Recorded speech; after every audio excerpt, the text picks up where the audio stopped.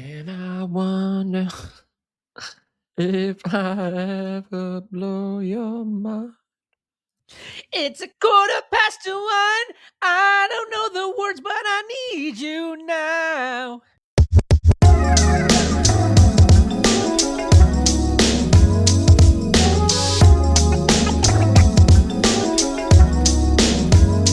Welcome to episode 11, 1 of the Target Score Brampton podcast. I'm your host, Matt Bonomi. He is your other host, DMZ Bulsara. You can follow us on Target Score Pod on Instagram, Target Score Podcast on YouTube. New episodes every Wednesday, constant content all over your phone. If you're connected to the internet, if you're not, use data, check it out. Don't waste your time doing anything else. Just look, and watch. You can also check out Target Score Winnipeg with Joey Slattery and Taylor, not Teddy Allen. Good week for Taylor, not Teddy Allen. And Target Score Vancouver with Chris Wiggins and Andrew Savory. D, our guest today is Honey Badgers assistant GM John Ross. But before we get to any of that, I need an IL update, an injured list update on your passenger side rear tire. You jackass. Really? We're going to start with the podcast that way? Oh, people want to know. Yeah, God, the wallets got a lot lighter these days with the expenses that are piling up here this summer. I blew a tire. It's like my fourth set in the last 3 years. It's crazy. It doesn't matter if it's winter, summer, all season. I'm blowing tires, and laugh at it if you will. Whatever. I'm not allowed to laugh that as well, but like, it's getting frustrating, Matt. Man, like I don't know, like, and it's happened since I've moved to the city. So do with that what you will. The city is full of potholes. It needs to be fixed. It's not my reckless driving, I promise you that. But it's getting really, really, really, really annoying. 3 biggest rivalries probably in the world right now. Well, actually, let's say like the history of the world. I would say Jordan versus James in terms of popularity, who the greatest basketball players ever. Pineapple on pizza versus no pineapple on pizza. There's a beef there. And D versus it's definitely acceptable to have pineapple on pizza. Yeah, no, but see, that's why your tires blow out, because you're eating that way. That's exactly why your tires blow out. But anyway, there's nothing wrong with pineapple on pizza. To those of you that don't know, D's had a rich history of tires blowing on his car randomly. But and, thank you know God, what? And of the tall, and you know what? It's actually happened to me on a game day. I was supposed to go to Niagara to sideline report. Tire blown, and I had to pull up. I can't remember what city it was, but it was between here and Etobicoke. Pulled up at a Jiffy Lube. Luckily, was able to get off the highway on a bummed out wheel. Dropped off my car, still had some time to spare, so I put up the bat signal. My wife, being the saint that she is, just got off of work. She came to pick me up. I grabbed her some Mary Browns to say thank you, and then we were on our way to River Lions game, and she sat through the whole game, watched me do my game. Shout out to Jamie, because he was panicking, and he was like, I don't know what I'm going to do without a sideline reporter like 3 hours before the game. I literally got there like 5 minutes before my hit, did my thing, and the rest is history. So yeah, it's a cruel world out there, Matthew. You are alive though, so that's all that matters. I always say, pay your taxes and make sure there's air in your tires. Well, we can. This is called a transition. Speaking of blowing tires, how about blowing a pair of tires? The Brampton Honey Badgers blow this is why you get both paid the big back bucks. tires on this, and they got swept in a home against the Niagara River Lions since the last time we podcasted. A 91-81 loss in the Flower City that was in B-Town, Brampton, a couple of days ago. Trenton Flowers was one of the only highlights of the game, 26 points. The team looked good in the first quarter. They played, I think, with a sense of urgency against the Niagara team that's like rolling now. They just had their 4-game streak of winning snapped the other day on national television by the Edmonton Stingers, but they're finding their mojo right now.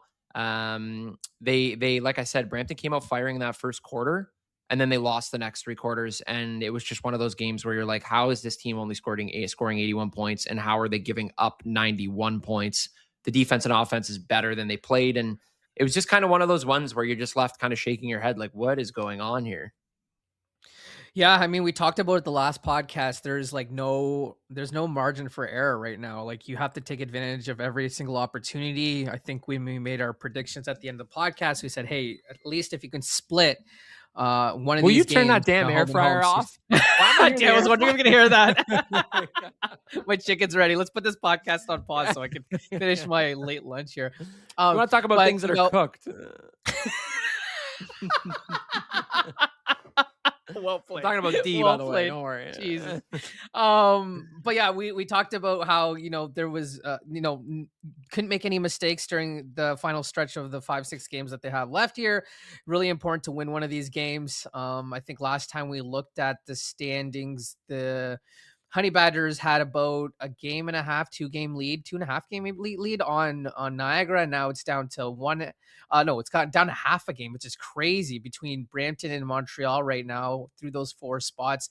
Only game and a half separates the 4 teams. Ottawa's winning basketball games. They handed Scarborough their first loss at home this season, which we'll talk about later in the podcast as well. Just frustrating. I don't know what to say, right? Like, some of the guys are performing, but just defensively, which this team has sort of built their identity on, they just haven't been able to get key stops. And you would hope that they would have been able to, keep the ship afloat till Sean East came back. And luckily for us, we'll get Sean East back in the next game at a very crucial time in the schedule as they embark on a 2-game road trip here in Saskatoon and Winnipeg. But all I can really say is it's just been frustrating, man. It's just been really, really tough as a viewer. Yeah, things got tougher in that second leg of the back-to-back. 99-90 loss in St. Catharines at the Meridian Center. They only played well in the fourth quarter. They outscored Niagara by 7. They made a little bit of a run there at the end.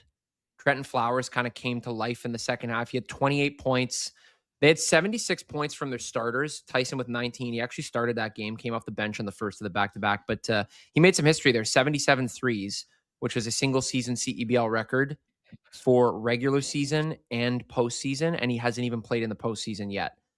So if there's something really cool to look at and be like, oh my gosh, this guy can certainly shoot, it's Cam Tyson, because he's literally making full season history with playing like maybe 2/3 of the potential season that he could. Yeah, and I mean, we didn't even bring up the biggest story in this game. Flowers unfortunately goes out with an injury. You were at that game, and you said the moment he went down, it didn't look good. And you called it from you were sitting in a suite because obviously you live that bougie life out there in the Niagara region, and you called it from your vantage point. You're just like, I think he's done for the season, and I think that the moves that they've made recently are reflective of that in transitioning post Flowers. But I think what sucks is like, a version of this team having Flowers and East in the backcourt looked so sexy on paper, and from the early signs that we saw what Flowers is capable of doing. And our last conversation with East, him talking about how excited he was to be playing with a guy like East and to complement him and make his life a little bit easier. It's just going to be a what if now. We'll never know what that would have looked like. And it sucks too, because we were starting to see Cam Tyson get adjusted to playing against a dynamic scorer like Flowers as well. So it's just a bummer overall. It's it really is really, really, really crappy at this point in the season.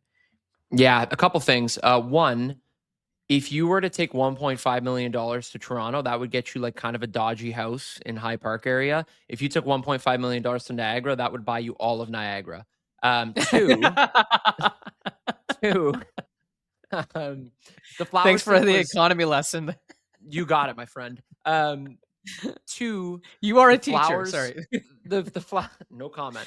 The Flowers thing was scary, I would say, in a lot of ways. My buddies and I were watching the Tempo game actually up on the TV in the box, because the basketball game that we were attending was kind of a blowout at the time. And then all of a sudden you hear the place kind of go quiet, and we look over the seats and we're down by the glass and we're watching, and he's just laying on the ground, slapping the floor. He's grabbing his knee. And it was just one of those weird things. Like, I kind of watched a little bit of the trail up to the play there, and he was able to run back on defense and then kind of just hit the deck. So the murmurs and things that I've been hearing have been negative, in the sense that it'll probably take him about 4 to 6 weeks to recover at best. Again, that's pure speculation. That's just things that I've heard, people assuming that's what the injury is. No one from within the organization. I would like to say that too. That's all just people outside that would assume or that are guessing that have been around basketball what the injury may be. And you and I had him on the pod. What did we have him on the pod last week? 2 weeks ago. 2 weekends ago, or 2 weeks ago.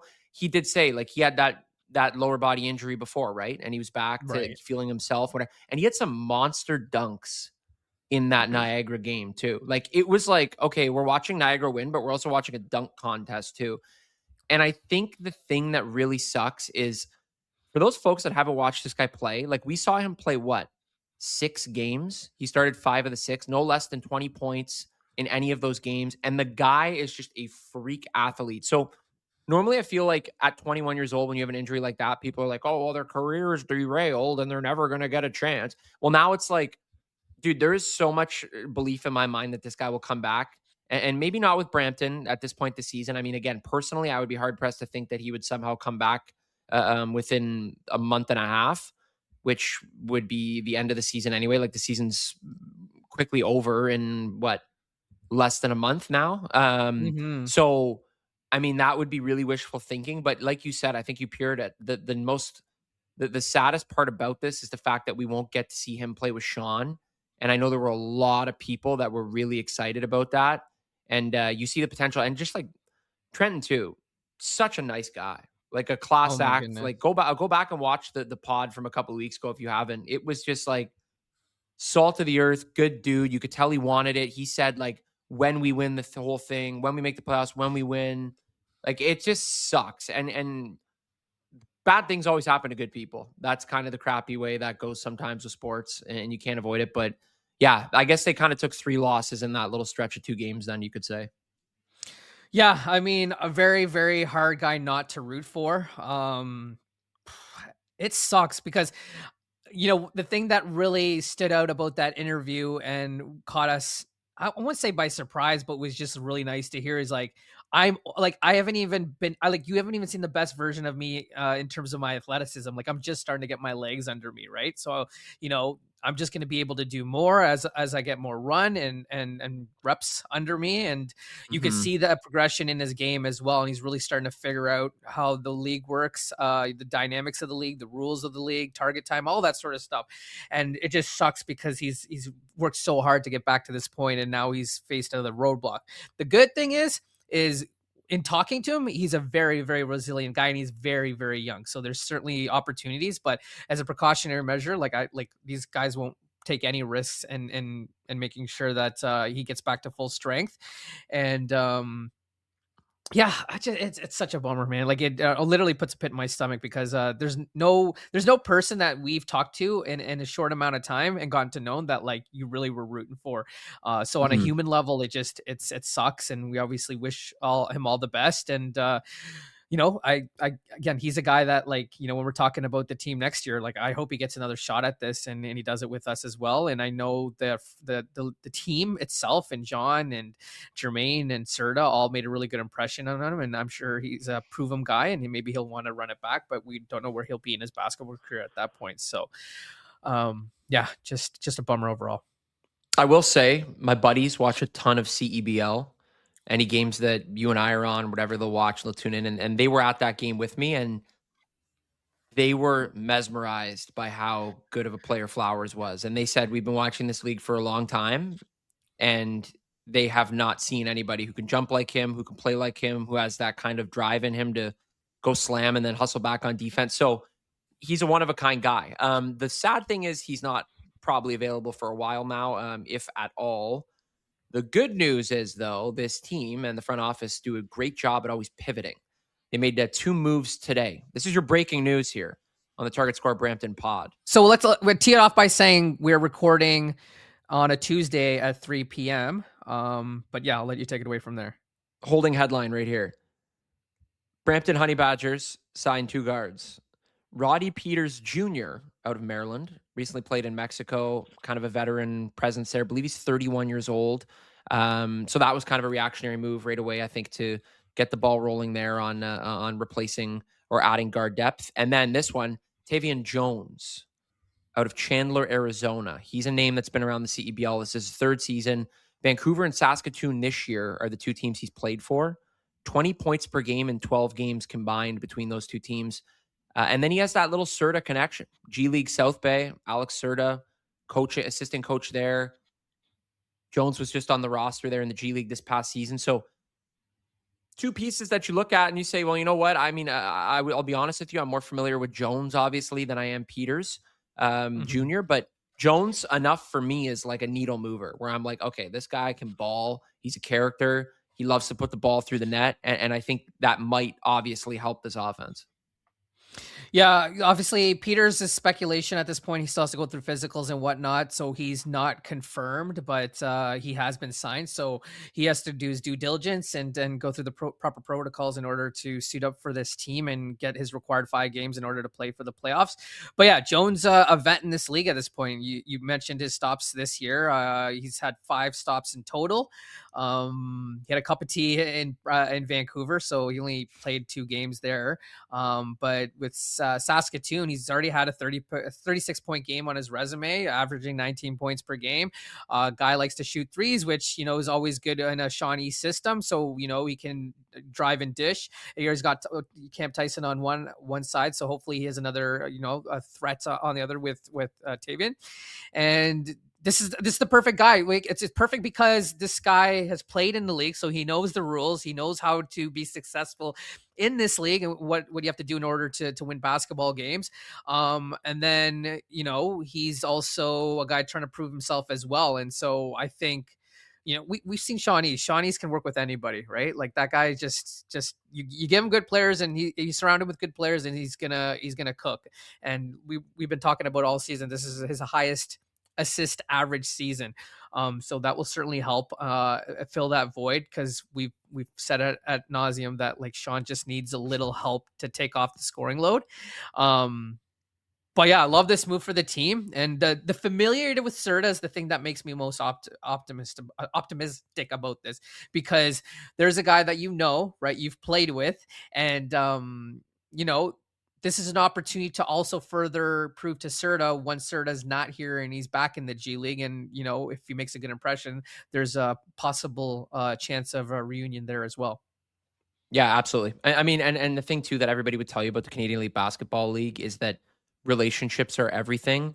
And although, and again, this is not anyone in the league telling us this, but this is what I think you and I both agree on a lot, is that although everyone wants to win in this league, the ultimate goal is to further your career as a basketball player past this league as well. So as much as I don't want to make the league sound like it's something that's just used as a stepping stone, in reality, it is a stepping stone for a lot of these guys, and creating impressions like that while also having a chance to win the league is like a 2-for-1. So I think you're bang on there too. Like Jones is going to come in, be on his best behavior, put on a show, integrate in on this offense with a bunch of guards that are impressive as is. And also you pured it as well. How many times am I going to say the word pured? Sean drives, kicks, loves doing that. Assists guy. Al Whitley said to us at the beginning of the season about, I think when they started to turn there and they lost a couple of games in a row, that the goal is to take pressure off of Sean. They need to peel back Sean's responsibility, because no player in this league have we seen, maybe 1 or 2, if I had to guess, that can drop 30 a game and win a title. Like, I don't think we've ever seen somebody pull like a Steph Curry or I dare say Kawhi Leonard Raptors, but I mean something where like you're running the show and it's you, and then you win. Like that doesn't happen. So to give Sean some kind of sense of ease and allow the offensive responsibility to be dished on to other guys like Cam, Tavian now, like that will work wonders, I think. And just to, further push his endorsement, like we were just talking to John Ross, and John was saying that Serta's the one that actually approached him, Interman, and said, hey, like, Tev wants to come here. Can we make it happen? And so, that's got to make you feel optimistic about, him wanting to come here and prove and do more than just show up and play basketball. Like he wants to do something with what they have already here. So yeah, unfortunately bad news, but we're fortunate enough that these guys are hungry, and we know that front office is not just going to sit on their hands, and they responded accordingly. And just looking at the schedule now, right? You got to buck up and start winning these basketball games. We got 3 games on the road. 3 games on the road, 2 at home. Am I right? Yes. Yep, you got 5 games left in the schedule. Yeah, 5 games left in the schedule, and it's funny when you look at the schedule, Matt. Right, like they're all playing Scarborough at some point, and we don't know what version of Scarborough we're gonna get because they've locked up the East. In the last game where Ottawa won, right? Cap Barber doesn't sit. Miles Powell doesn't play, but that's because of a suspension. So that was like that wasn't because they wanted him to sit. But how much of this is balancing that act of we're going to rest some of our guys, but we also don't want to completely rest them because we want them to stay competitive. And the crappy thing for the Brampton Honey Badgers is, if Scarborough decides to sit some of their guys the next couple of games and say like, hey, we want to play competitive basketball near the tail end of the game, tail end of the season. Well, unfortunately, we've got them for our last 2 games. So we could see the best version of Scarborough in those games. And we know that there's a little bit of a rivalry being built there as well. So it'll be interesting to see how things shape out. Like Ottawa still plays Montreal, Ottawa still plays Niagara. So a lot of interconference being played, and the decks could certainly shuffle a lot over the course of the last 4 or 5 games of the season. And so if you're not watching CBL basketball right now, you certainly should be if you want to see how this thing all shapes out. I believe, and I could be wrong on this, but I'm pretty sure the all-time win record is 19, set by Vancouver last year when they were 19-5 and they won the West. And point. My guess is Scarborough has 5 games left. I have been told by multiple people, and I don't think this is breaking news, that not only did they want to win the East, not only did they want to lock down the best, not only do they want to lock down the best seed in the league, like league-wide, because that plays important for the last 2-3 games of the 3-game championship series, but they also want the record for most wins in a season. Like this Scarborough team, and that's the thing that's kind of tough. They don't play around really. Like they're not one of those teams where it's like, oh, well, you know what? We got a couple games. We're just going to let these guys rest. This and like they're 15-4 right now, and they just continue to club teams when they don't even have all their guys playing. Like the other night, obviously, which we'll get into in just a second here after I read the Brampton schedule. But they don't hold up. And unfortunately for Brampton, like you said, 5 games left on the schedule, 2-game road trip out west, Saskatoon Thursday on the 23rd. And then Winnipeg on Saturday, nationally televised game. Joey Slattery, the founding father, going to be on the call there on CBC. You can check that out. And then they come back to Ontario and they host Montreal and then a home-and-home with the Scarborough Shooting Stars team. And it's the do-or-die season, right? And I would bet my bottom dollar, I would bet $1.5 million, which can get you all of Niagara, that Scarborough will not take their foot off the gas. My guess is that they will play everybody, and maybe if they get that win record, give their guys 1 day off from a morning shoot around or something. Like this team is a serious team. As Miles Powell said in that interview the one day, we're serious. Like I don't think there's any chance that they're gonna just take a break and allow Winnipeg potentially to well, I guess Winnipeg can't. Well, Winnipeg could catch them, yeah. But I mean, I don't know. I'm just thinking Scarborough's go. They're not gonna stop. You'll appreciate this because I know this is one of your favorite football seasons, but the 07 Patriots went undefeated, right, that year and wanted to run the gauntlet and have the perfect season and win the championship. But then your Giants came in and spoiled all that. But nothing would be, top like be the crescendo of a season if you were to say that you had the best regular season and then cruise to the playoffs and win that championship, right? And we know the personnel, the folks, the competitive, the hunger juices that are over there in Scarborough, and they want to do the most with this season, right? So why not? And I mean, you were at that last Scarborough-Ottawa game. They play again tomorrow, and there is no way, there's no universe that they don't put their best product on the basketball court with how that game ended. So I don't expect them to sit their guys that game. They definitely want to go out there and prove a point. And like, if I'm a referee of that basketball game, I do not envy you at all because that's going to be a tough game to call. You set this up perfectly. Scarborough going into Ottawa. Alex Fudge on Ottawa had a bunch of free safety kind of plays the other day. Actually looked like a wide receiver. It's going to be like Wilson Dubinsky tossing it up to Fudge, David Tyree off the side of his head, slams it. That's going to happen. Scarborough gets upset. I was actually watching SB clips today. I don't know if you watched the SBs the other day, but I was looking at old SB clips, and I think Justin Timberlake was like the best SB host ever. I thought it was friggin' hilarious. And he did the one where it was like different skits of like if he was in the moment for like viral sports moments. So one, do you remember the one where they had the banner of the at the like high school football game, and then the girl goes out to like fix the, so like before it's like him and a girl or cheerleader, and he's like, hey, like there's a rip in the banner, here's the tape, go do it. And she runs out and she gets clocked, and then he's like, well, there was one with David Tyree where he's like watching the Super Bowl field side and he's chewing gum and he's like, oh man, like, and the guy beside him can't hear him, so he takes the gum out and he just puts it on the guy's helmet, and the guy's like, don't do that, man. He goes, this guy never plays. And then of course he gets pulled into the game, and it's like they show the catch and Timberlake just run. Anyway, way too long. But musicians are low-key undefeated at the ESPYs because Drake killed it the year he did it as well. It was really, remember the Skylar Diggins thing he did? He was like all over Skylar Diggins. He like, that was his Notre Dame obsession. I think it was more of a Notre Dame obsession. My favorite was the oh my god, the Will Ferrell skit that he did, and he's like, Damar, I hear it. Damar, I hate it. yeah. Now that aged pretty well, which I'm curious to see if that guy comes back, if there's going to be even more. That's that game. That game the other day, I was on the call with Joe and Joe Rasso and Francisca Opong, and we missed you there. But the game itself was crazy. Like every game I've done in Scarborough, filling in for Rod Black, has been nuts. Like. Mm-hmm. The one game, the floor wasn't put down correctly, so there was an inch gap, so it had to be, the game was canceled. Another game, there's technicals, guys getting kicked out. Another game was a 19-point comeback, which one of the biggest in Target Store time history against Saskatoon. That was earlier this year. I've probably done like 10 games there in the last 4 years, and every single time I do them, there's something nutty.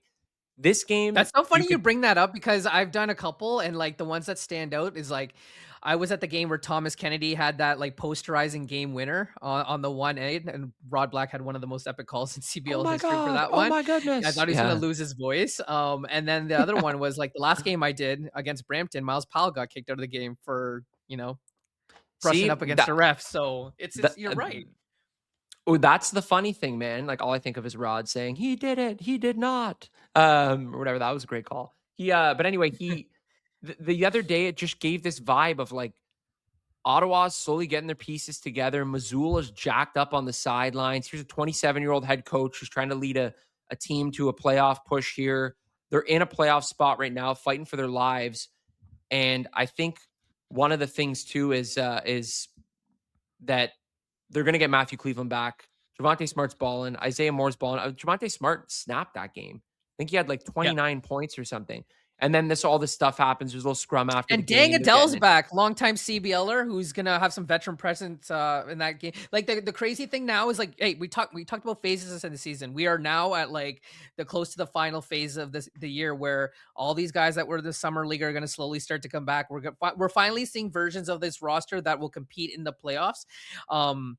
I'm like, the team I'm scared about the most is Vancouver, because I don't think we've seen all the chips settle in there. And when that team gets to the playoffs, like, God, they're going to be a behemoth. And then, we can talk about Winnipeg and what they're starting to build over there as well. This is the best part of the season now, because like now we're going to get some consistency and we're going to see the real players come out. My chips are all in on Ottawa. I'm very intrigued by Ottawa once they get a healthy roster. I think they're going to be interesting. Yeah. And that game tomorrow, which is going to be on Wednesday, so I guess today, I'm not bringing the boxing gloves out, nor am I endorsing any kind of, but I think there's going to be some very physical play in that game. You just mentioned the West, Vancouver. One more thing before we jump into our interview with Honey Badger's assistant general manage, John Ross. What about Teddy Allen? Teddy Allen dropping 54 points in a game, which is a CEBL record against Montreal. Founding father Joey Slattery was also on the call there. 589 points, most ever in a CEBL season. And I mean, first and foremost, what did you think seeing that game? Yeah, it's funny. I watched the first half of the game and he had 20 points at the half. And again, it's so easy for me to say it now, but like, I was like, this is this is like must see basketball, because if you know Teddy, once he's on a heater and he's starting to feel himself, he's going to keep hoisting up the shots. And you just saw right away the difference that Xavier Moon makes on a team, right? Guy finishes with what, 14, 16 assists in his first CBL game. And this is a guy that typically we know as a go-to scorer. And this is someone who's now come into this system, established himself. He knows what he has to do in order for this team to succeed. He sees that the mantle's over here and it's all set up for Teddy to flourish in order for this team to be, best version of themselves. And, if they want to, win this whole thing. And it's just terrifying. It is terrifying that you give a table setter to a guy like Teddy Allen. And I mean, not even just the points, like 10 rebounds. I know you've been joking about it in some of our group chats with Joey specifically about he only went to the line, 4 times and missed, and he missed went one. to the line 4 times and he missed one free throw for a guy that like shot, 64% from threes, 2% from the field is absurd on a 50-point game. Like, that is insane. That is so efficient. It's just bonkers. 10 rebounds, 4 assists. For me, I'm going to say it right now. And again, I don't want to say that my ballot's filled out, but he has to be the front runner for MVP at this point in the season.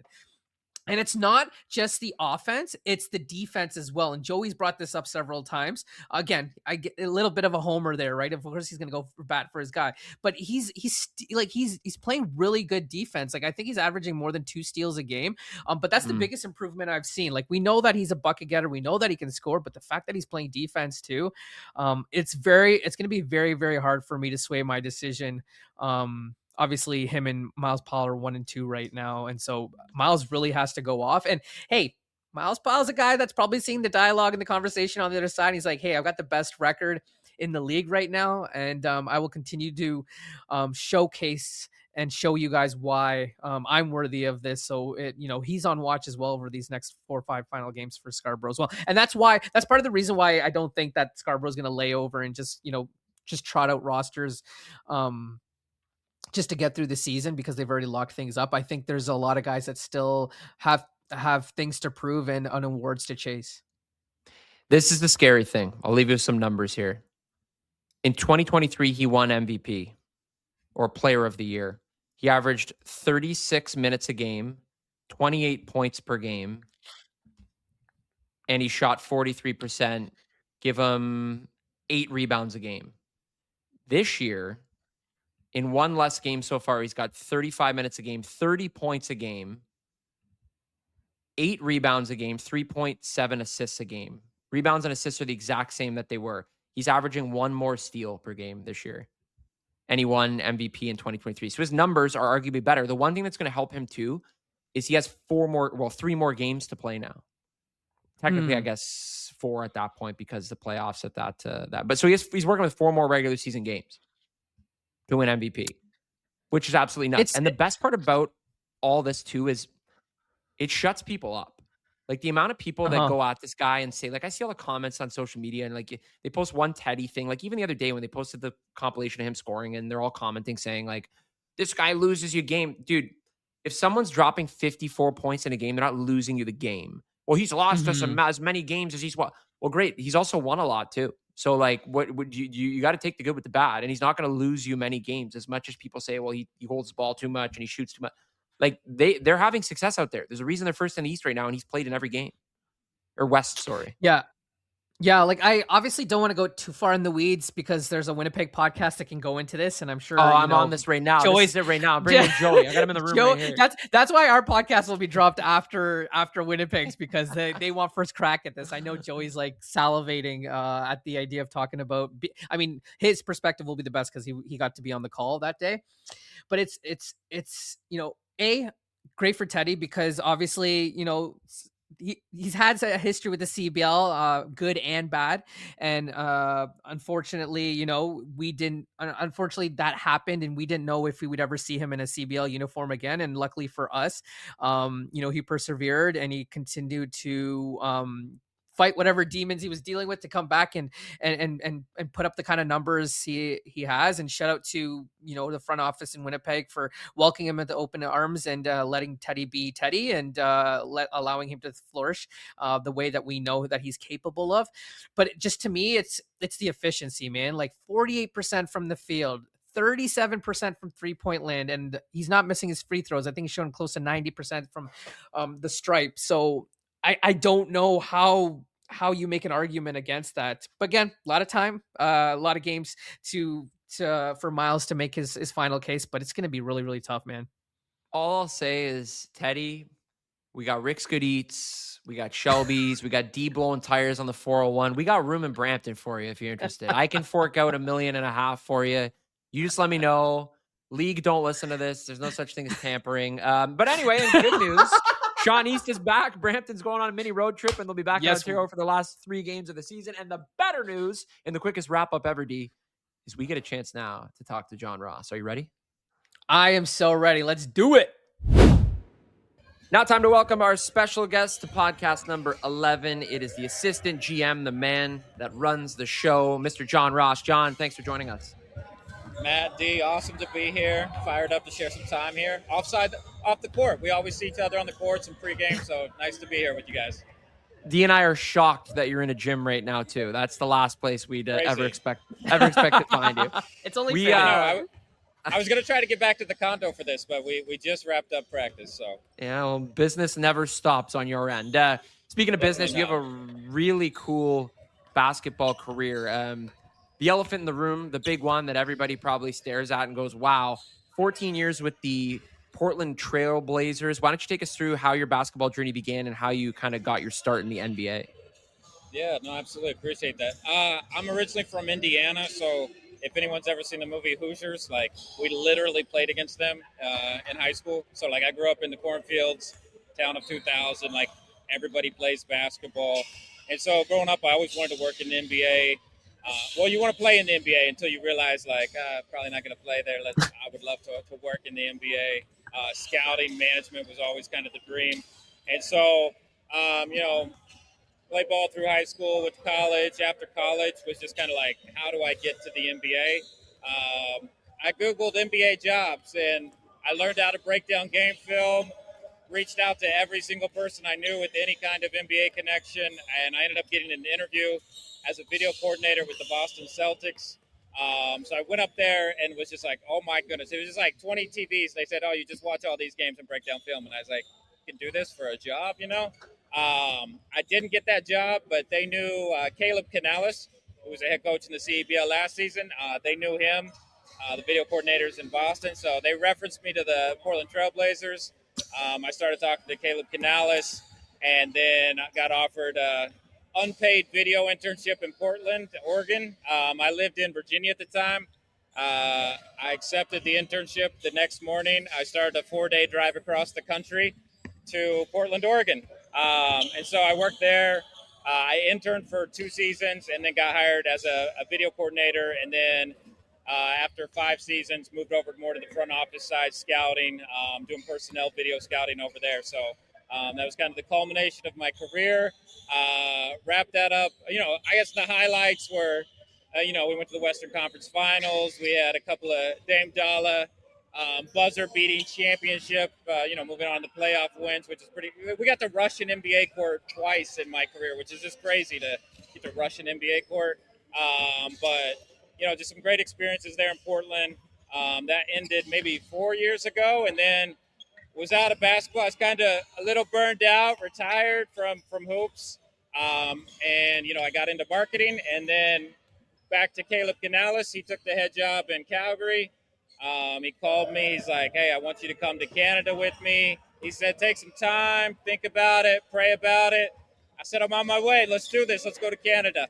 So that's what brought me back into basketball, brought me to Canada. Had a great experience in Calgary last season. And then, Al Whitley, him and Caleb are close from their time with the Mavericks. So we've all been in kind of the same circle in the NBA. And then, Al hit me up and was kind of, hey, you want to come to Brampton this season? And I was like, let's do it. So over in Brampton now. And so that's kind of where we're at. It's crazy to look back on your journey that you had this sustained success. You spent so much time with one franchise, which a lot of people can't say that they've done. So that's a blessing in itself. And now that you've transitioned into a different part of your career and you've become sort of like a journeyman, and you're sort of just living these different experiences. Can you talk about you talked about how you were burnt out, and maybe you had some internal conversation dialogue within yourself, like, is this what I want to do anymore? And obviously Caleb's one of your guys, so that reignited something. Like, what made you want to come back and try something new, and especially in a foreign country, a country that you're not familiar with, and a league that's just kind of on the uprise? Yeah, no, absolutely. When I finished my career with the Trailblazers, I'd say, as a video coordinator, oftentimes, I'm watching 5, 6, 7 basketball games a day. Like, that's my job. And people would always ask me, like, hey, do you ever get tired of watching basketball? And I was like, no, like, I love this. Like, that's crazy. I get to watch 5 basketball games a day for my job. But also in the NBA, the season, you kind of show up in September and then you finish in July after Summer League and you get August off. But it's pretty much 11 months of, like, no holidays, no weekends, no evenings, no funerals, no weddings, no, like, you are, like, when they say 24/7, it's like, that's what it is. So there is I never didn't enjoy my time in the NBA. It's like every day you're like, this is pretty cool. I go to an NBA gym every day for work. But at the same time, I did miss a lot of important, family things and other things in life that it's like, man, I don't necessarily want my whole life to be just on a basketball court. And so, yeah, like I said, I could watch 5 games a day, no problem. Loved it. By maybe year 12, 13, 14 was when I'm like, I think I'm a little burned out. I think that was probably the time and season where I probably should have left on my own accord. But it was a blessing to have that long with one team, be able to build roots and community in the NBA. It was really special to be able to do that. And then, yeah, once I was done, I was pretty much, people always ask, even now, people ask, like, hey, do you want to get back to the NBA? Do you want to work in the NBA? And I'm like, my only thing is I want to work with good people. To me, like I said, like, basketball is that 24/7 thing. If you're around good people, I don't think there's anything better. It's a blast. Like, building a team, being a part of a team, working together to win a championship, nothing beats it, in my opinion. But if you're around people you don't like, and it's 24/7, and people are disgruntled and going different directions, almost nothing worse. You know what I mean? You travel with these people, you eat with them, you share rooms with them, like, you live together. Like, if you don't enjoy the situation, so that's where, I was burned out. But people asked me if I come back, and I was always like, with the right people, with the right people. And for me, like, Caleb was always the right people. Like, if Caleb wanted me to go somewhere, I would have always been a yes. And so when he said, hey, do you want to come back? I was like, easy, done. I'm in. And we had a blast. Last year was great. So I just will say, I can relate to the part of working with bad people. I do a podcast with D. So obviously, obviously, you said Damian Lillard, CJ McCollum as well, like two of the best in the game at the time. Yeah. Two guys that are synonymous with Portland basketball. You've now seen the highest level. You've been a part of these guys' developmental journey at the NBA, which is a crazy thing to us folks that have never been in the NBA or involved in any of that. How important is that experience, and how can you apply that now to guys in the Canadian Elite Basketball League that are looking to make that next step and to get to that next level? Yeah, no, absolutely. I think it's huge. It's not something I, like, promote or talk about, like, hey, I was in the NBA or whatever. But it's like, when people find out, like, oh, you worked 14 years in the NBA, like, it does hold gravity. People know that you can, most people, that's their goal, is to get to the NBA. Even like staff members, everyone's goal is to get to the NBA. So the fact I worked there for 14 years means I also, I have tons of relationships in the NBA, in the G League, and my goal is always to help people, whether it's our players, whether it's our staff, team attendance, media, anyone who's looking to get, like, to another level. If I can help get them, like, I love doing that. So I feel like that's kind of became a lot of, my time in the CBL is like, how can I help, promote the CBL and also get people to their next stop. And so that's what we've done, with our franchise here, of, like, how can we elevate players and get them to the next place that they want to be. Same with our coaching staff. down to, like I said, down to our team managers and everybody. So, yeah, I think having that baseline of just relationships, network, is huge in what we do and helping people, elevate their careers. There's obviously a vast difference between being in the NBA and maybe having a sustained amount of success, same faces for, year in and year out, right? For 3 or 4 years, you kind of see the same guys and you can build on something. And then you get to the CBL where it's completely different. And, we've talked about this several times, the phases of a season, right? And there's basically 4 of them. And I'm not going to repeat them because everyone's heard of us, me and Matt talk about it, and very well about it. But can you tell us from, a front office perspective of the challenges that come with that and having to build sustained success over the course of a CBL season? And I'm sure like a part of it can be frustrating and make you want to pull your hair out. Not that you have much hair left to pull out, but but can you talk about how challenging the can be as well? No, I mean, there's a lot of challenges that come with the CBL where it's, like when me and Jermaine Anderson, Al Whitley, when we kind of like, how do we want to build this team? Like kind of in December was when we started, and it was like, we want high character guys with high work ethics and talent, and so that was kind of what we built the team around. But like, as you're doing it, it's like you're once the season starts, you're rebuilding the team every week. Like every day, the CBL transaction report comes out with 5 to 7 guys every day on the transaction report. Like every team is constantly shifting, and so for us, we're constantly like moving, the roster and team around as well. And so, and you can't like, the goal is to win a championship. If our goal was just to like have more wins than last year and be better, we've already done that.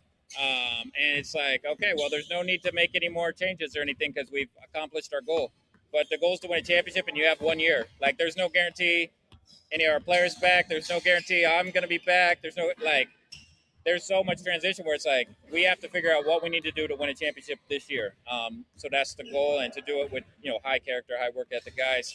And so it's definitely a different dynamic from the NBA when you're developing young players and you have 2 ways and you have the G League and you have 3, 4, 5 year contracts, and it's like it's like we don't have a year contracts. It's like it's game by game, and so it's definitely a different dynamic in how you build, how you communicate. And even I kind of learned this last year when I was with Calgary was like, we had transition and stuff. I was like, wow, the coaching staff really holds the culture of the team because the players are in and out and transition, and they go to summer league and they go to their national teams and everything. And it's like that coaching staff really has to keep the culture and system in place as you just transition players throughout the season. So it's definitely a lot of new challenges, but I've enjoyed it as well.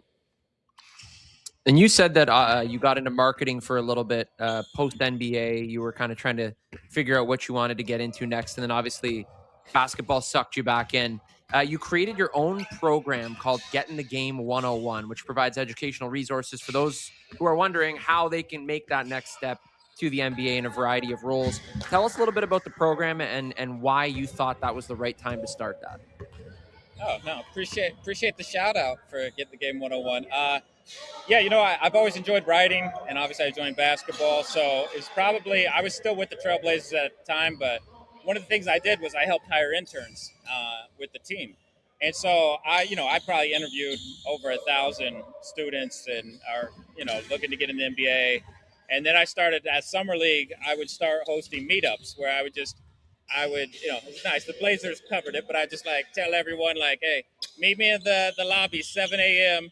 Everybody grab a drink, and we're just 30, college students, and like 5 to 10 of those guys are now in the NBA, and it's funny, even like what I'm doing now I'm calling them to get intel on players to help send them.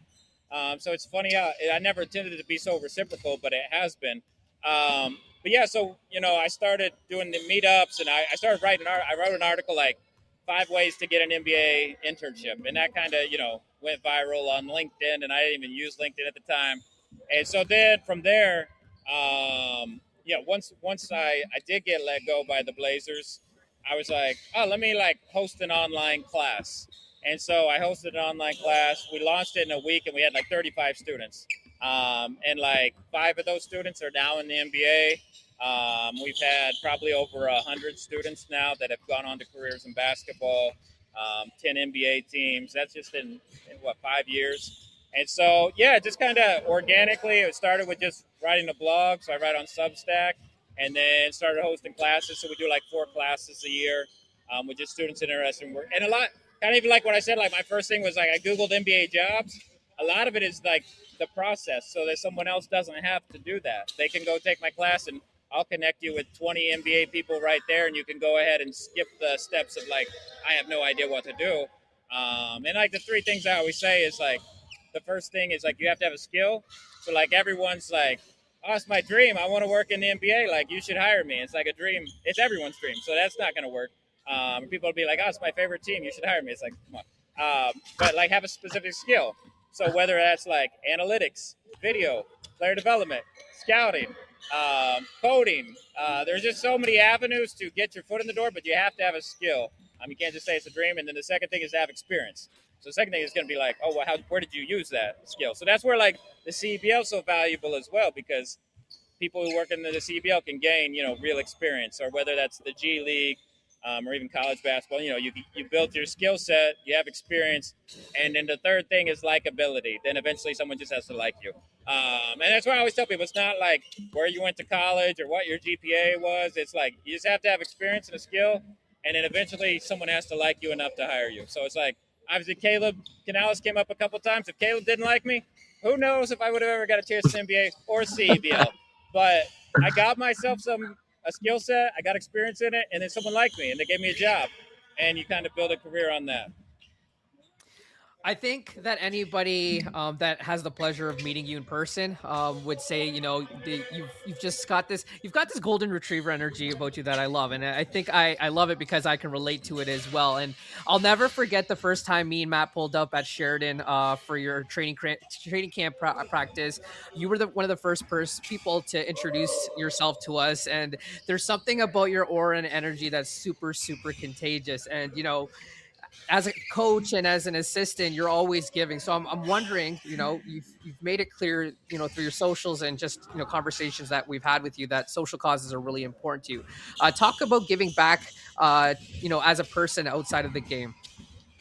Yeah, no, I appreciate you bringing that up. Yeah, I feel like I was raised. My parents. I have a wonderful family, parents, 2 older sisters. But like, I feel like community, giving back, faith, service has always been important to us. And so, for me, I've always been like, I live my life on the principle of like love your neighbor as yourself. I want to love people, give to people. So it's like it's genuine. Like I really like people. Like you guys come to the gym, it's like, oh, who are they? I want to meet them. Like. And so I genuinely care about people. And then, it's been able to translate in some cool ways for my life. I worked for an organization in Africa for 10 years in Zimbabwe. So I spent so like where I said I had August off in the NBA, I would spend that month of August in Zimbabwe working with orphans and children at risk. And it was just something that I'm very passionate about. I still like keep in touch with the kids I worked with. Like I'm still in touch. They're in high school, they're in college, they have careers now. Some of them have visited me in the States, like some of them are working in the UK. And so it's just like those relationships from like these kids were 3, 4, 5 years old and orphaned, and we were able to help them get into a situation where they had opportunities. So yeah, giving back's always been important to me. Whether that's, local, global, wherever that is, just been an important part of who I am and what I want to give back to society and life and humanity. And you mentioned, obviously, I mean, you're a humanitarian. You're giving all the time. You're offering to people that need, and that takes a real special person to do that. You're obviously also a man of faith, which is very admirable considering kind of the state of the world today. And people are always kind of looking for help, but not always willing to give and to kind of dig into that deeper root. How important has faith been to you in terms of keeping you grounded throughout your basketball journey? Yeah, absolutely. I mean, I think, faith is important, but then like what comes with faith is like community. And I feel like, especially in this basketball space where you're transitioning to different cities, different teams, having that faith community has been just huge for me. Like when I moved to Portland from Virginia, I didn't know anyone, or I knew one person, and they let me stay on their couch for a year. But I had met him in our faith community in Texas, and I had talked to him for 5 years, and his name Kurt Shrine, so shout out Kurt Shrine. But let me stay on his couch, and then in Portland, where I got plugged into like a local church faith community there, and it's like some of those people are people I talk to every day, even now when I'm like in different countries, different places. And so, faith, has been an important part of, my entire life. And it changes and it shapes, and I know it's like, I mean, it's even, faith wise, even like you guys bringing it up, it's like people have a lot of different connotations of what that looks like for different people. And like, for me, it's the same thing. It's about love. It's about kindness, about sacrifice, service. And so, that's kind of the things for me is like the Middle Eastern Jesus and what he brought to the table. Like that's what I follow. So. I'm hoping we can end this podcast with a little storytelling on your part because, we've name dropped, Dame and CJ at this point. And I know you don't like to, puff your chest about your time in the NBA, but I want you to take this opportunity to flex a little bit because there might be an aspiring basketball player, maybe an aspiring exec, somebody who wants to be an athlete that might listen or watch this. I'm curious, you've talked about Dame's work ethic and how he was the first guy in the gym, last guy, and you always talk about his leadership. That's the thing that stood out to you. Is there a specific story or a specific moment that you can recall in your time with Dame that stood out to you and that you love sharing that maybe a lot of people haven't had the privilege of hearing about? Yeah, no, I mean, there's 100 stories of Dame and CJ, two of my favorite human beings, just great people. Even like Dame, his rookie year, he was like calling out the veterans for like things that just at their language, and that they might say something demeaning to another player, staff member, and Dame would go up to him like, these are guys who've been in the league 15 years. He'd be like, hey, we don't do that here. He just like completely flipped our culture of here's how we're going to operate.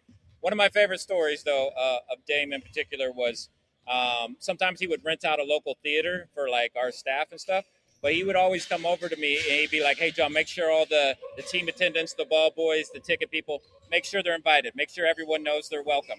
And so like, and like practice filling the NBA, we're 30 minutes from like where all the business people, the ticket people are, and he makes sure like all of them knew like, hey, I'm renting out the theater.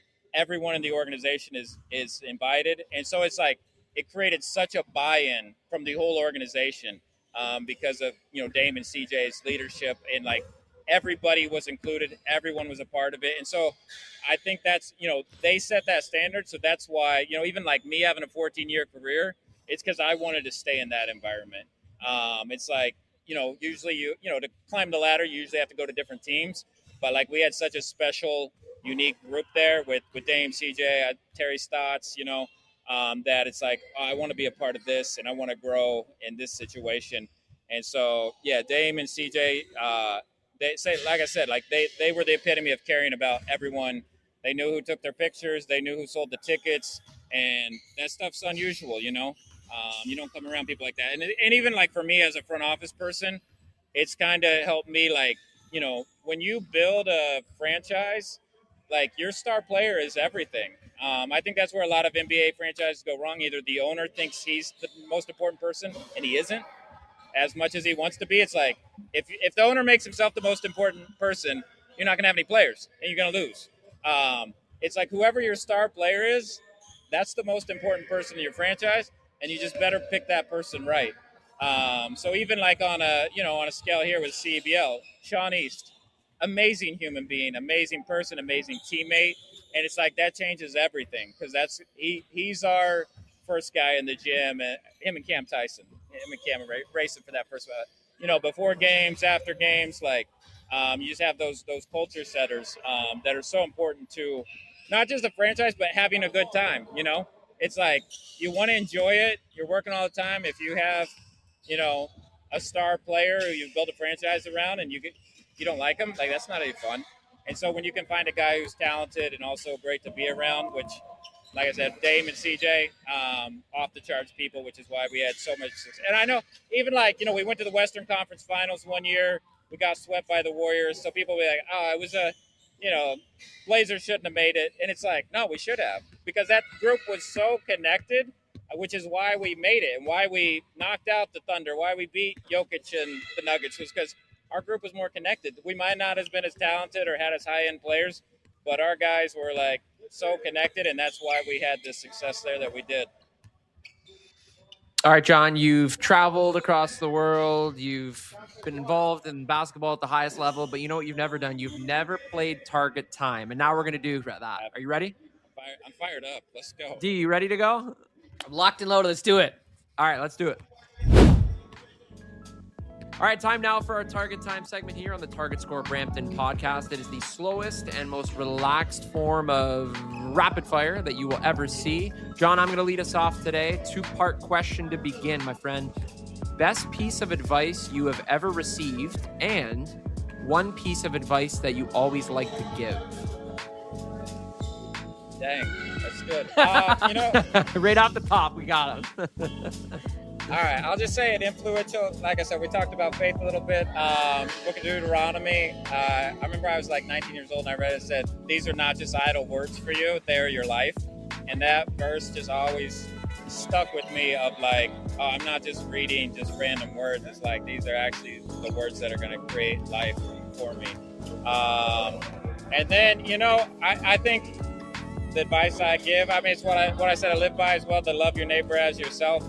I think the more we can give back to each other and put each other in positions of success, it's like everyone wins. Everybody grows, everybody gets opportunities. So I think it's easy to like try to do what's best for you, but when you do what's best for another, it usually all comes reciprocal.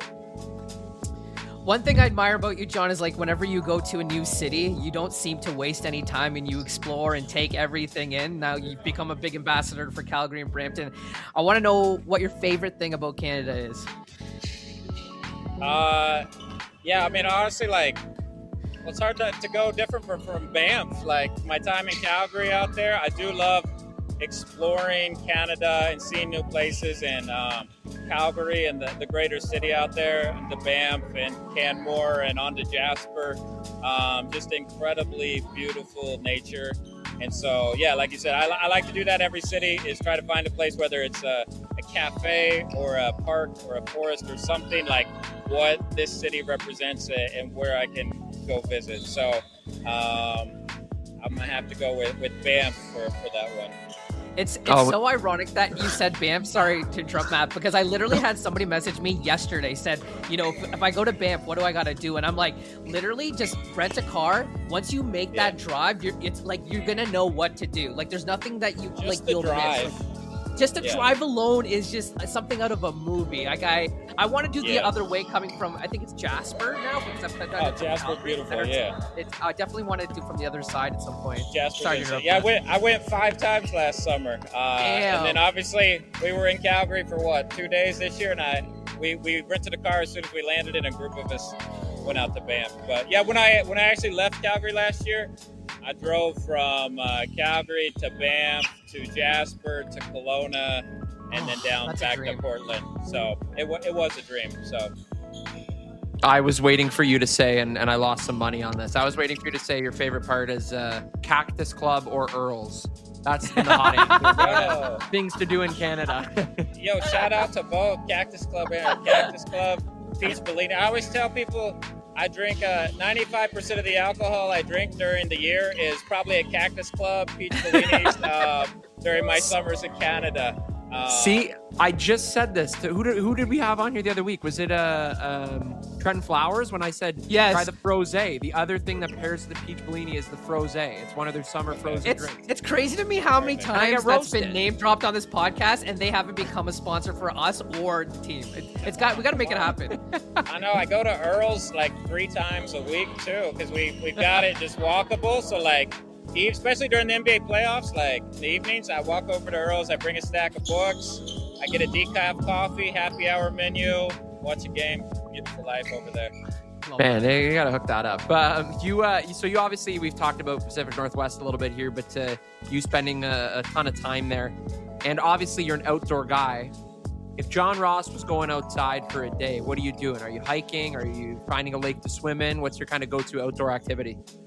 Yeah, probably hiking. I love to see like new places and just be outdoors, like you said. So I'm probably looking for a trail, whether it's up a mountain or just a path or something to have a lookout of somewhere. Have you done any like wild hikes at all, or any that you've been like, oh my God, I can't believe I did that? Oh, geez, yeah. Probably globally. I've been in some crazy places in India, in Africa, and Tibet was a crazy one. Russia, Europe. Yeah. Anyway, I've done some crazy hikes. I put myself in some precarious positions in my life that I have survived. I've been out in the wild with wild animals. The thing is, I'm not even like an outdoorsman or anything, but I love adventure. So like that's where I put myself in some spots. But yeah, I'll go adventure anywhere. So there's obviously a theme to our questions because it's who you are as a person, and you've clearly been bitten by wanderlust. I'm curious, it's a two-parter. If you could live somewhere for the rest of your life in the world, where would it be? And where's a place you haven't visited that you still want to? It doesn't seem like there's many left. Yeah, I guess living one place as of now, I got to choose Nashville, Tennessee, because my niece and nephew are there, and they're absolutely the most precious people in life. Both my sisters are there, and my parents are still in Indiana, so I would choose to be close to family if I was picking one place. And then where I haven't been, I would still love to travel to. I haven't been to Australia or Japan, and some more time in the Middle East. Those are kind of the spots I would like to spend more time in.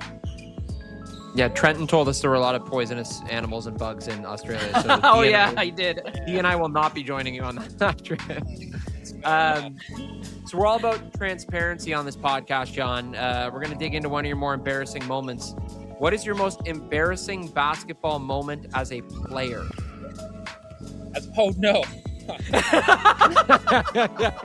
The way your eyes just bulged out of your face. We also have a couple hours if you need to.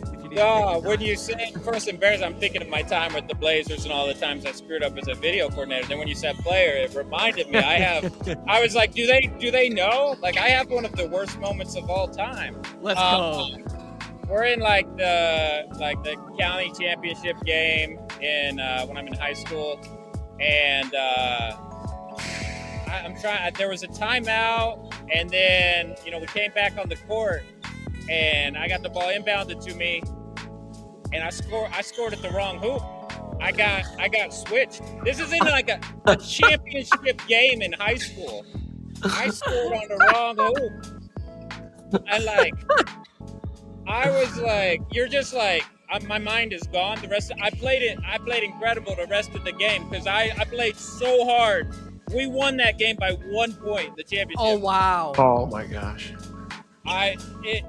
So anyway, So wait, as a video guy, have you burned any evidence or film of that moment? Because I gotta find this. No, I don't. I have not. I don't think I have seen the video. I did listen. I re-listened to the game. It was like replayed on radio that night.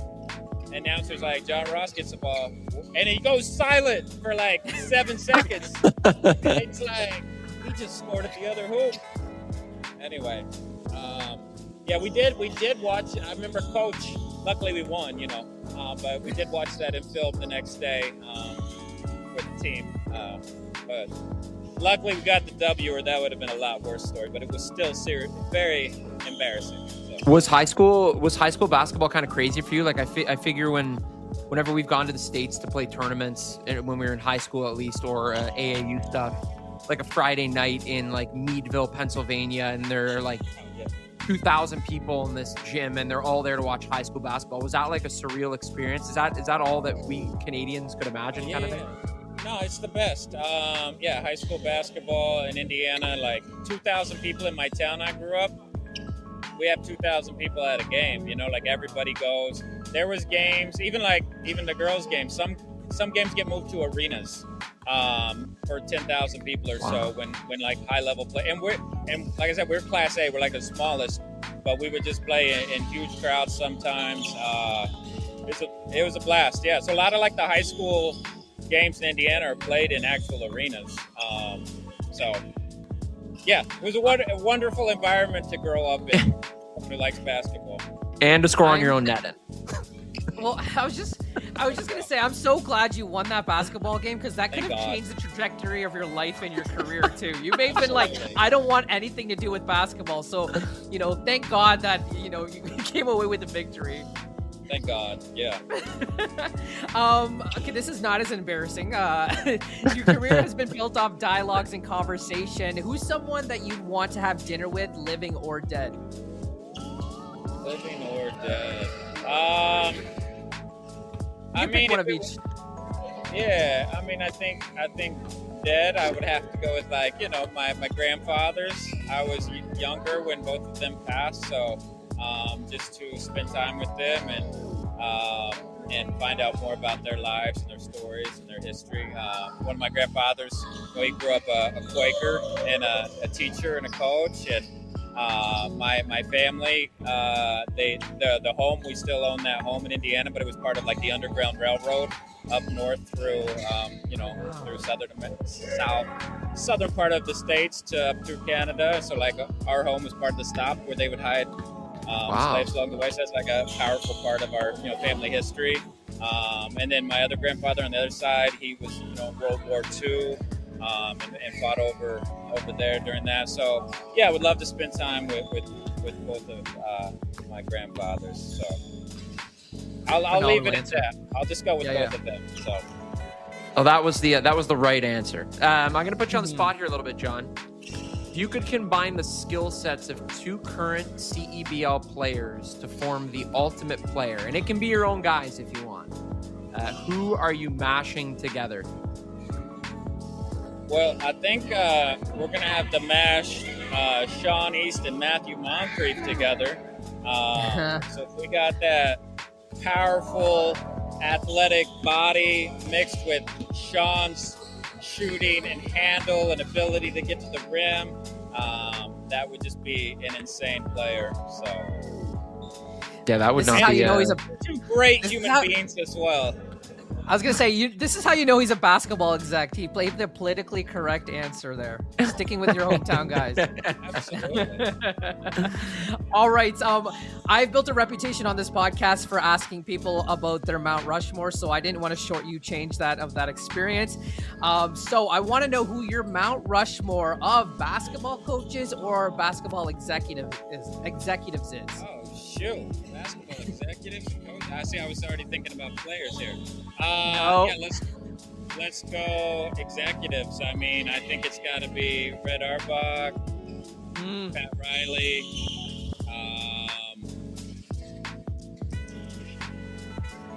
Man, kind of stumped me here. Probably got to put Bob Myers in there. Yeah, that's a good one. You got a good three right there. And I guess, I guess we'll put Sam Presti in there right now. So yeah, Sam Presti's building quite a resume for himself at this point. He really is. So anyway, I was just looking at their roster yesterday because it's a bummer they had to get rid of Lou and Aaron and Joe. And I'm looking at their roster. I go, my goodness, they're still loaded. Even down to their third five is like insane. I'm like, they still got 15 guys. Like, anyways, insane. They still have 12 second round picks in like the next 3 years. It's absurd. Yeah. Somehow they lose and they still get rich. You also have a pretty darn good roster here in Brampton, and that roster got a little stronger today. Tevian Jones, one of the new pieces that's been added. There's your breaking news here on the Target Score Brampton podcast. Speak about him a little bit if you could, and tell us how excited you are to have him kind of in the mix here with the rest of its guard depth. Yeah, no, we're thrilled to have Tevian. We obviously, when I was in Calgary, we played against him multiple times last year, and then I had a chance to watch him when he was in South Bay this year, even before we hired Coach Serta. I remember watching Tevian in the G and was just like really impressed with who he was in the CEBL, then how he transitioned his game in the G, and it was completely different. And so, like, seeing his ability to mold into different situations, and then, once he became available here in the CEBL, like obviously he was with Saskatoon earlier this season and became available Coach Serta kind of came to, me and Jermaine. He's like, hey, Tavian's available. Like he had him in South Bay, comfortable with him, already knows our system because we just have 5 games left, obviously, and then the playoffs. And it was just a no-brainer for us to bring him in to, add to our depth and roster. And so obviously, we got off to a really hot start this year. We've struggled lately, but we just got Shawnee's back, adding Tevian. With some of the other pieces we've added, we feel really strong, finishing out the season and then heading into the playoffs. And Tevin will be a big part of that. Ready for the stretch run down the line here. Well, John, on behalf of D and I would like to say it's been a slice, but it's been the whole dang pie. Thanks for joining the podcast. And as always, we love talking to you. Yeah, no, I appreciate you. We'll see you before our next home game. Absolutely. Thank you, John. Yeah, thanks. Appreciate you guys. Special thank you to Honey Badger's assistant general manager and the man of the hour, John Ross, for chatting with us. D, I think we would both agree on this. John might be the coolest, kindest, most humble person that you could meet in basketball. Yeah, like I said it a couple of times during that podcast. I mean, that I started that interview, and like it can't be understated. Just a great guy, and he's the kind of guy, like, if he was going to run an event or if he was going to do something, like, I would do everything I could to be a part of it. And he's been, he's been really, really important for you and I to sort of get the intel and to be a part of the conversations of what's going on and how the team is thinking. And he's always been a bridge to other people. I remember I really want to talk to Taj Gibson, and I'm always mindful guys are, or sorry, not Taj Gibson, not Chicago Bulls. I'm like, all right, Tom Thibodeau. Taj Green, my bad. Tom Thibodeau. But Taj Green, right? Unfortunately, not with the team anymore. But like, I really wanted to talk to him because he was a new guy on the team, and I wanted to have appropriate story to correspond to the signing of him. And John's like, yeah, I'll make it happen. Just like whistled, brought him over, and boom, I have my interview. So I'm extremely grateful for how he's allowed me to be better at my job, and the league needs more people like him. Absolutely, they do. Absolutely, they do. And you know what we don't need, though? Any more of episode 11. That's a wrap on episode 11 of the Target Score Brampton podcast. Special thanks again to John for joining us. Special thanks to DMZ, Bulsara. Again, you can watch the Honey Badgers on their 2-game Western road trip this week. Saskatoon Thursday, Winnipeg Saturday. Check out Saturday. It's the founding father, Joey Slattery, on National Television.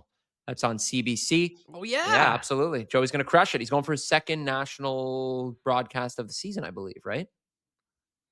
Ooh. I think it's the second one. Yeah. He had a new jacket on the last one, too. I don't know. Said he had to drop a bag on the new jacket, walking around like this, all this. First thing I said to him was, Joey, jacket looks awful.